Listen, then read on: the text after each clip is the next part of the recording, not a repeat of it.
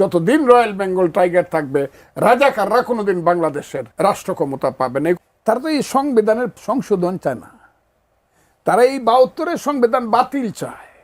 ১২ জনের সদস্য আসলে আমরা বিএনপিতে দেখেছি, আমরা সেখানে আপনাদের মতো কাউকে দেখার প্রত্যাশাটা আসলে রেখেছিলাম। এরকম একটি গুরুত্বপূর্ণ সংবিধান সংশোধনের লক্ষ্যে যে কমিটি, সেই কমিটিতে কেন আমরা আপনাদের মতো কাউকে পেলাম না?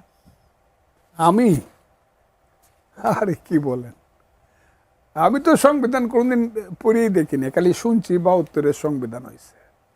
এই যে ১৫৩টা আর্টিকেল হয়েছে 1 to লাস্ট 1, আমরা কি বুঝি না। তবে আমার কথা হলো, আমি খুব চিন্তা করলাম মনে মনে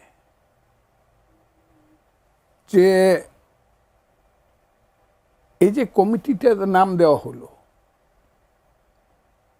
১২ জনের নামে দেওয়া হইলো, আমার দল, আমি একমত তাদের সাথে, একদম একমত, দ্বিমত নাই। কিন্তু আমার কাছে মনে হয় যে এখানে যাদের নাম আছে, কেউ মুক্তিযোদ্ধা না, কেউ ৭২-এর সময় কলেজের ছাত্র ছিল না, কেউ অনেকের জন্ম হয় নাই, কেউ যুদ্ধ করে নাই, ৭২-এর সংবিধানটা কীভাবে আছে কেউ জানে না, বুঝে না। এটার কাছে আমার কাছে মনে হয়েছে যে এটাও ভালোই হয়েছে।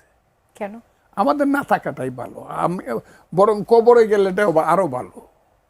কারণ ৭২-এর সংবিধান এটা রাজাকারদের, আলবদরদের, স্বাধীনতা বিরোধীদের, যারা ৭২-এর সংবিধানটা পারলে পায়ে পুড়িয়া মিশে সব কিছু করছে, তারা তো এই সংবিধানের চায় না, সংশোধন চায় না। তারা এই ৭২-এর সংবিধান বাতিল চায়, এবং এইখানেই তো খেলাটা হবে আগামী দিনে। এরা তো বাতিল চায়। আমি নিশ্চিতভাবে বলবো, ইয়েস, জনাব তারেক রহমান বাংলাদেশ সরকারের প্রধানমন্ত্রী,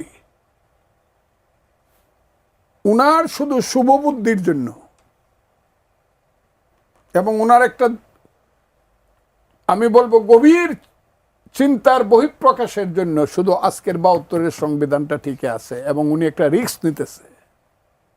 যদিও সমস্ত ব্যাপারেই রাজাকার আলবদর এর চিন্তা চেতনার সঙ্গে কিছুটা কম্প্রোমাইজ এবং অ্যাডজাস্টমেন্ট বিএনপি সরকার করতেছে, শুধু করতেছে না, তাদেরকে অনেক বেশি দিচ্ছে। এটা আমি বলছি পার্লামেন্টে যে এটা একটা ফ্রেন্ডলি ম্যাচ চলতেছে। এনে ম্যারাডোনার মেসি এবং রোনালদো যদি এসে ফ্রেন্ডলি ম্যাচ খেলে, একদিন মানুষ দেখবার জন্য যাইব, দ্বিতীয় দিন যাইব না ফ্রেন্ডলি ম্যাচ হইলে। এই যে ফ্রেন্ডলি ম্যাচ, এইটা খেলতেছি, কিন্তু আমি মনে করতেছি ফ্রেন্ডলি ম্যাচ খেলতেছে। আর যার সাথে আমি ফ্রেন্ডলি ম্যাচটা খেলতেছি, he is waiting for time and he will answer in time. কিভাবে দিবে?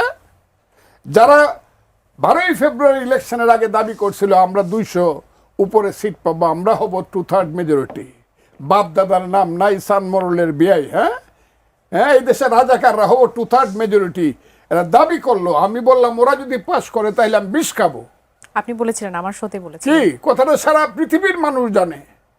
এবং আমি বললাম, আমি এই কথাটা পার্লামেন্টে বলছি পরে, যে যতদিন এই বাংলায় শুধু বেলিচা মিলিয়ার জুই ফুল ফুটে না, এদেশে রক্ত গোলাপ, রক্ত জবা ফুটে, এদেশের জঙ্গলে শুধু কোকিল ডাকে না, এদেশের জঙ্গলে রয়্যাল বেঙ্গল টাইগারও ডাকে। যতদিন রয়্যাল বেঙ্গল টাইগার থাকবে রাজাকাররা কোনোদিন বাংলাদেশের রাষ্ট্র ক্ষমতা পাবে না। এই কথাটা আমি নিশ্চিতভাবে বলছি, দূরদৃষ্টি দিয়ে বলছি, আমার মৃত্যুর পরে আমি বলছি। আমি মরে গেলেও আমি যদি আল্লাহ আমাকে দেখায়, কবর থেকে দেখতে পারবো রাজাকাররা এই দেশের ক্ষমতায় যাবে না। এটার নাম বাংলাদেশ যদি থাকে। ইউনূস সাহেবের যে মিটিকুলাস ডিজাইনের 5ই আগস্ট, তার 24-এর 8ই আগস্টের ক্ষমতা, এটা বাংলাদেশের মানুষকে কত বছর পিছায় দিছে, কত অন্ধকারের দিকে নিয়ে গেছে।